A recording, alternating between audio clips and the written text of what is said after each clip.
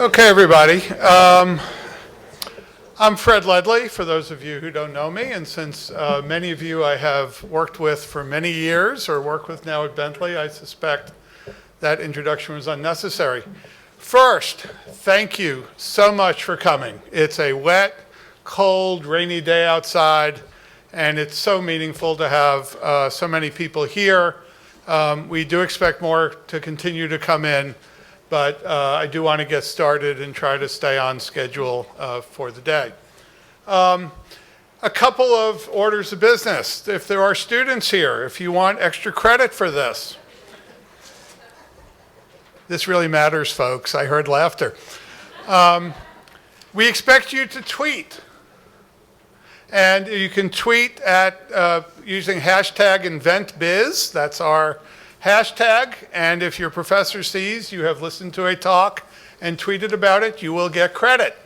Something, the new age of education for those of you who have not gone to school for a while. Before we get into the program, I have really a special privilege of introducing President Gloria Larson to introduce our session today. Gloria has been president of Bentley since 2006, having previously served in many influential roles, particularly in the federal and the state government, including work with the Federal Trade Commission and serving as Secretary of Consumer Affairs and Business Regulation, Secretary of Economic Affairs, and being the leader of so many government, nonprofit, and industry initiatives that it's earned her the title and recognition as one of the 100 most powerful women in Boston, and I think more properly, one of the 100 most powerful people of any gender in Boston.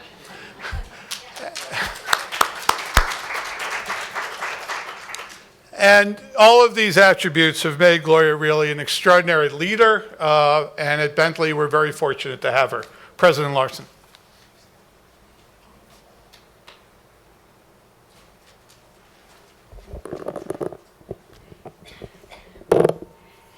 Thank you, and welcome, welcome, welcome, everybody. I just can't believe this is such an excellent turnout on such a perfectly miserable day, although I think we're melting all our snow away. And Fred, that was one of the best introductions I've ever had. Thank you so much. You actually brought me to Bentley a year earlier than I arrived, and I think you've bumped me up in the rankings. I'm just looking forward to, do I get credit if I tweet this afternoon as well? So here's what I want to do. I just want to set the context for why this is so important at Bentley. This is our kickoff event for our Center for the Integration of Science and Industry, and I'm extremely excited about that. But what I need to start with is to just say that integration is not new at Bentley. In fact, it's one of our hallmarks. And one of the reasons we're so excited about this center is because it is a hugely helpful addition to what has already become a tradition at Bentley, and that's the full-scale integration of business and arts and sciences. So it is incredibly important that we do something like this. I couldn't be happier that it's in the sciences, and I couldn't be happier to see all of you today because I know we have a lot of outside visitors, and this really adds to the cloud of what we're trying to do, and I'm absolutely positive with Fred's leadership that this is going to be an enormously successful venture. So for those of us in higher ed, the pressure is on more than it has ever been before, and I'm excited to see some students here today because they know well what this pressure is all about. When I think about it, I'm just going to today boil it down to two sort of singular things for me and others generationally that have led to a very different way that the public now looks at higher education. And the first of these is, of course, the enormous reality that we've all lived over the last several years of the U.S. and global economic meltdown.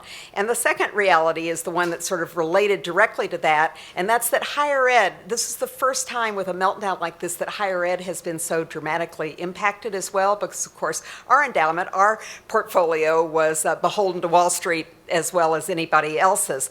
And what this has meant is that the public at large, that our students and their families are looking really for the first time almost universally for a return on investment for the education that they're getting.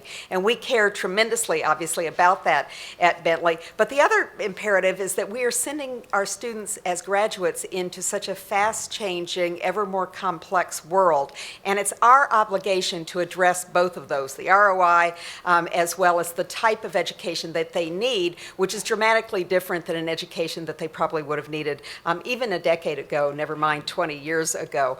So that's our first obligation to our millennials. At the end of the day, what we want more than anything, and this may surprise you coming from a business university president, is for our students to leave as lifelong learners. We want them to be curious, we want them to be open to new ideas, we want them to have broad perspectives, and more than anything, we want them to take what we know are market-driven skill sets into professional positions right out of school, but what we really want is for them to be successful over an entire career. What we really want is for them to be adding value to the organizations that they work in, to the communities they live in, and to the larger world. That's why integration, going back 30, even 40 years at Bentley, has been such a critical piece of our DNA. We think fusing business and liberal arts is the single best way that we can prepare graduates for careers in organizations, whether they're in the business world, whether they're in the NGO world, government, or some other type of organization. But we're also preparing them quite calculatedly for future jobs that we're barely thinking of now, and future jobs that we may not know anything about at all. Certainly, we're preparing them for traditional careers in accounting and finance and marketing and management. But beyond that, today, we're also preparing our students for careers in the life sciences, in energy, in sustainability, communications, analytics, the world of big data, public policy, and all of these require today a mix of business savvy and skills and discipline-specific knowledge. All of them require equal parts of critical thinking and creativity. That's why our new center excites me, Fred, because this is the embodiment of what I'm talking about. It's this fusion. It's combining business education and science education and research with the latest innovations, the many things that are the most challenging to society and to industry today. Examples of the close and necessary ties between business and science are things like driverless cars, 3D printing, cloud computing, space tourism, to just name a couple of things. And of course, we have one of the most successful biotech clusters in our very own greater Boston backyard of any place in the country. The combination of business know-how and the life sciences represents such a natural fit for Bentley, for our graduates, and it's an equally natural fit for our education and research-focused faculty who routinely cross lines between the business disciplines and the sciences, and they do it, again, with a single purpose in mind, to educate our students and also to do what we can do best at Bentley with this fusion for the world of science, for the world of industry, and for society writ large. So we all know that every single day our world not only gets more complex, but shows increasing signs of sort of breaking the seams at the edge. Increasingly limited resources, expanding populations. Has there ever been a more urgent set of calls for developing sustainable energy supplies, innovative ways to ensure adequate food and water supplies, and breakthrough thinking when it comes to global health care? These are all worldwide imperatives that everybody here is very familiar with, and it's this fusion of business and science that I'm talking about that makes addressing these imperatives so important here at Bentley. We think that it's yet another example of why no one can take a business as usual approach any longer. In fact, and I know there are representatives of companies just like this here today, the most successful global companies, whatever the industry cluster of the future, will all be willing to join forces with government and with NGOs to tackle critically important economic and social goals. We recently attacked an internal strategic planning process at Bentley. Doesn't that sound exciting? It was exciting because strategic planning in higher education, for those who don't come from it, is the best example I know of New England small town, highly democratic town meeting planning for the future. Every single person is involved every single day with respect to every single issue. And I've discovered after 5.5 years that this works in some very surprisingly successful ways. And one of those is that pulling all of this brain matter together, staff, faculty, folks who fit every job description, allows us to think harder about how we are going to pursue education that addresses both organizational needs and also larger economic and social challenges. So with respect to education, Our goal has been to prepare our students to enter this vastly different, rapidly changing marketplace. We talk about it in a really direct, sort of almost simple set of words. We want every graduate at Bentley, our undergraduates, to walk away from this school smart, nimble, and compassionate. We want them to have this equal measure of business savvy and skill sets with liberal arts thinking. And we want them to take this into this uncertain new world because we know that it's through this that they're going to really help the companies they join, and predominantly they still do join businesses. But at the same time, they're going to be the first ones asking, what's this company doing for the community that we're operating in, for the communities that we're operating in? What is this company's agenda when it comes to larger world issues? So not surprisingly, we want all of our stakeholder partners, whether it's the corporate world, again, whether it's government, NGOs we work with, multiple stakeholders, we want to make sure that they're adopting this kind of thinking too. And it's this smart kind of change agent thinking that I know you're going to hear about today. The importance of being smart. We have inventors here this afternoon whose left and right brain capabilities have enabled them to see things and solve problems in ways that others could not. The importance of being nimble. We'll examine the tremendous challenges inherent in translating scientific advances into successful products while also getting them on a fast track needed to benefit the world, and the importance of compassion. What better to do than to think about how we can harness the power of science and business to reduce the burden of heart disease and to treat diseases like cancer that were previously considered untreatable. All of these demonstrate what we believe at our core at Bentley, and that's that what's good for the bottom line should always be good for society too. George Merck, the founder of Merck, put it this way more than 60 years ago in a speech at the Medical College of Virginia. He said, "We try never to forget that medicine is for the people. It's not for profits. The profits will follow. And if we've remembered that, they have never failed to appear. The better we've remembered it, the larger they've been."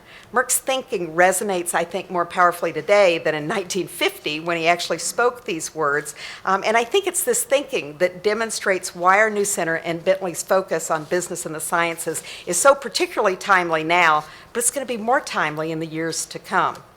The center is funded, as some of you already know, through a generous multi-year grant of $1.3 million from the National Biomedical Research Foundation. Several members of the foundation are here today, and I'm delighted to have the opportunity, heck, I've been looking for the opportunity to very publicly thank them for this generosity. And if you could just stand up when I name you, David Fischel and Bruce Leiker, thank you, right here, and Bentley's very own Fred Ledley. How about a round of applause for these phenomenal people? And thank you, thank you, thank you. We couldn't be more grateful for your support. What we are all hopeful at Bentley is that this is just the very early stages of what will be a very long and fruitful partnership between Bentley and the foundation. So now, having thanked Fred, let me single him out for just a bit of public humiliation, I mean praise.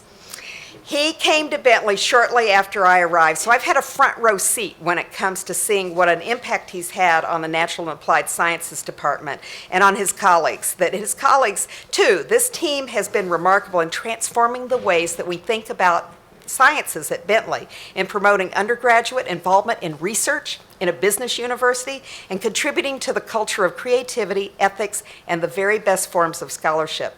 Over the past several years, we've been able to attract incredibly talented junior faculty to this department who are doing world-class research in climate change, epidemiology, public policy, biotech, communications, and science education. Our future in combining business and the science of education and research is unbelievably bright, and that is due in no small part to Professor Ledley. So thank you, Fred. So while employers everywhere know Bentley, I can't travel anywhere now without people telling me what phenomenal business majors I have at this school and what great graduates we have. But increasing numbers are adding immediately, and what they've studied by way of arts and sciences is why we know they will be leaders in our organizations. Whether they're majoring in any particular business discipline or minoring in a particular business course, the fact that they have equal parts liberal arts here is transformative. It's the kind of thinking that's allowed our students to develop more focus, to expand and inspire their traditional business think, their writing, their creativity, and their reasoning. And over the past decade, we have significantly ratcheted up our commitment to doing exactly this. Some 800 of our 4,000 undergraduates currently double major in business and our cutting-edge liberal studies major, a major that includes concentrations in fields of science like the environment and sustainability, health, and psychology.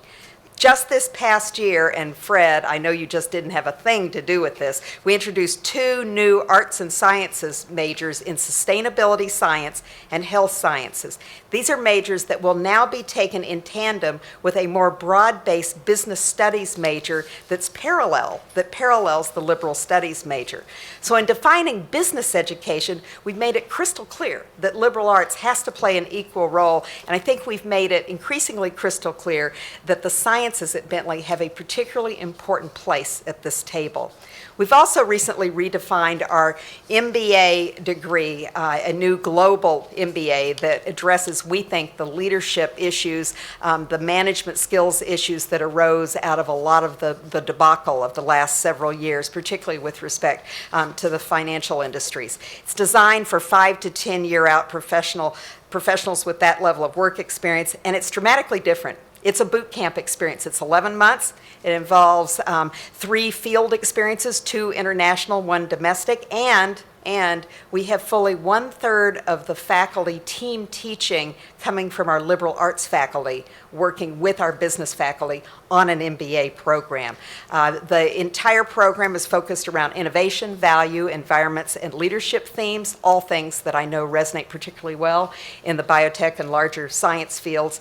And we put particular emphasis on developing, of course, the quantitative skill sets that you know you've got to have, of course, the ability to understand the operations of an organization, but we're really looking for those who show natural leadership capabilities and the ability to be that next generation of young leaders who get it that they have to be equal parts ethics and social responsibility while they're worrying about the company's bottom line. So the takeaway for me is that higher ed and business have to think business and creativity. This may come naturally for someone who Bentley generously allowed to come here as a recovering lawyer with a liberal arts undergraduate background. But I think that this is thinking that has been part of Bentley's DNA for multiple generations now. And I think the fact that Bentley has long focused on both business and societal bottom lines, first school in the country to have a Center for Business Ethics many, many years ago, proves that what we're talking about today can and should be done. I'm just particularly proud that we're doing it at Bentley. So with that, thank you all for coming again, and thank you for being so attentive. And now let me introduce Fred. And Fred, if I call you Fred, can you please call me Gloria? Absolutely. Thanks. Thank you so much.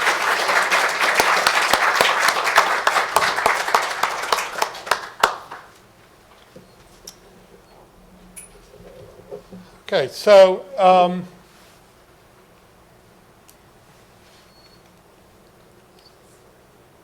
is this on? Okay. So I want to very briefly introduce the theme of today and then get out of the way for our speakers. In forming a Center for Integration of Science and Industry, we see the need to do it in an academic setting and with the type of rigor you see in academics. What I experienced the first day in starting a biotechnology company. And all my students have heard the story of the first day at work, where you sit at usually a card table, a folding table, with the smartest scientist you ever met, the smartest business leader you ever met, a good operations person, hopefully a human resources person, and you try and figure out how to start a company. And you begin by trying to find a language to speak, to make sure the words mean the same thing to everyone at the table, to identify your common mission, to develop a strategy, and then get to work. And it's hard, and it's exciting. And I'm fortunate a couple of people here have done this with me in the first days of actually at least one company. But I learned about this even longer, and I'd like to just indulge myself and you for just a moment about the origin of the National Biomedical Research Foundation that made all this possible through their grant, and at the same time, how I became introduced to this. The National Biomedical Research Foundation was founded by my father in 1960. He was a professor at George Washington University, and he wanted to buy a computer. The university did not want to spend $5 million for a computer, so he left. He founded his own foundation. He applied for money from the National Science Foundation and anyone else who would listen to him. And in the mid-60s, he bought a computer. For any students here, you have no idea what I'm talking about.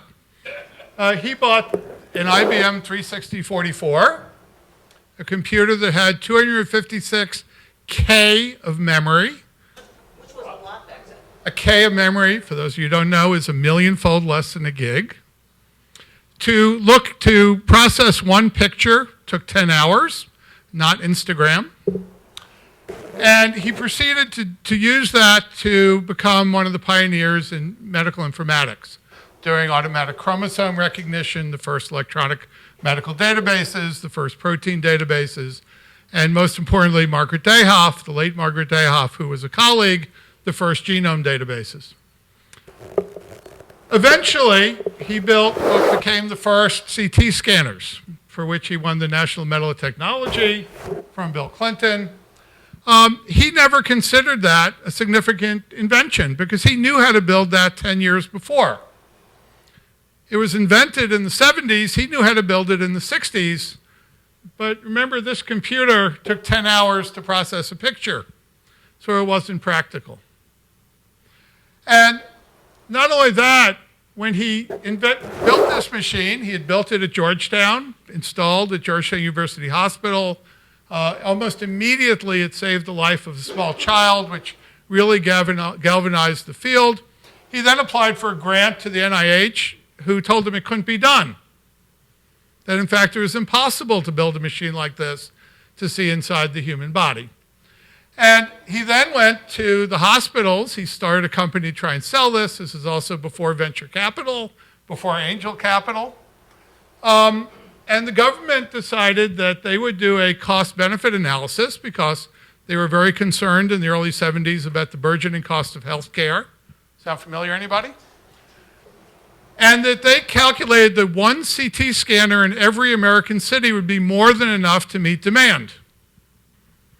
And that somehow stifled the market, as you might imagine. So these are things I lived with. Ultimately, MBR was very successful. My father had an amazing career, and it really is his legacy of this foundation that allows us to continue this work of taking cutting-edge science for the benefit of the public. Now, there's a problem. I'm not going to lecture on this. I'll just show you the most dramatic example. While we feel like we're surrounded by science, while we feel like it's changed our world, how many, you all have computers in your pocket now that are 1 million times more powerful than the one my father bought in the 60s, and you got it, sometimes it's a throwaway if you buy a cellular contract. Those of you who have taken macroeconomics have learned theories that say that technology is the single greatest driver of economic growth. Robert Solow's neoclassical theories posit that it's 70 to 80% of economic growth will come from technology. The medium is by increasing economic productivity. Economic productivity goes directly to growth. There are other theories. I'm not here to teach economics, nor am I qualified. That's what's great about being at Bentley. My colleagues are. But here's the problem. If you measure computing technology, you've all heard of Moore's law shown at the top here, that by any measure, computing power is doubling every 18 months to 2 years. Whether it's transistors on a chip, which is the original Moore's law, or communication speed, or memory speed, or utilization, or websites, or information. It is now a millionfold more powerful now than it was, for example, in 1980. 100,000 to 1 million fold. What has happened to worker productivity since 1980? Here's 1980. Worker productivity has barely doubled. Okay, so just think about this. Think of a Bentley graduate in 1980, an accounting major, takes a job. He does a good day's work, gets paid a good day's salary with the tools he had in 1980. Now try to picture 100,000 Bentley graduates, an army of Bentley graduates all working on the same problems. That's not only every person who's graduated Bentley since 1980, it's 4 times that number of people. The output of those 100,000 Bentley graduates per hour is only twice what that one Bentley graduate achieved in 1980. Think about that. It's mind-boggling, but that's the statistics. Okay, this is called the IT paradox. Some of you have teach it, some of you have heard it. And in our center, where we try very hard to measure the results of science and technology, we see this everywhere. Science is exponential. Computing, biomedical technologies, material science, photovoltaics, energy generation, capabilities, knowledge go up exponentially. The benefits to society always look like this. They're slow. They're linear. Okay, what is happening between those two curves is business. We use the definition in our group by Chesborough and Rosenblum of a business model as a focusing device between technology and value. It's a great definition. I love it. Business model is a focusing device between technology and the creation of value. And that's what we're talking about today. We are very fortunate to have a number of people here who have done this successfully, who have beaten this curve. Every person here today has been part of a process that's more successful than shown on this slide. I want to know how they did it. And I hope most of you want to know how they did it also. So with that, I want to turn over the floor. So this is our vision in the center, that we can replicate what our speakers today have accomplished and more efficiently translate science into public value, not just economic value, by the way, but the products, the improved health outcomes, and everything else. And that's our theme today. I encourage each of you over the next months and years to continue this dialogue with us through scienceandindustry.org. That's going to be our website. There's not much up there now, but there will be soon. And then before I finish, I want to thank a bunch of people, particularly looking at this now very overflowing room. I need to thank Donna Connor, who's probably out in the hallway, or Donna's here. None of this, can you stand up? Gloria can embarrass me, I could do the same. None of this would be possible without an enormous amount of effort by Donna, and I am truly grateful. Also, Laura McNamee, who I'll introduce in a second in more detail, the other members of the center here, and then also, I'm really very fortunate to have been around, to have great colleagues here, to always have great mentors, my teachers and my students who have taught me a lot. So here's our schedule for the day. We are only slightly behind schedule, so I will move this program on. I'll remind, since a lot of students have come in, I will remind you to please tweet, #InventBiz. One way to prove that you actually came here and listened is to tweet something meaningful. And we'll be looking at these also for questions as time goes on.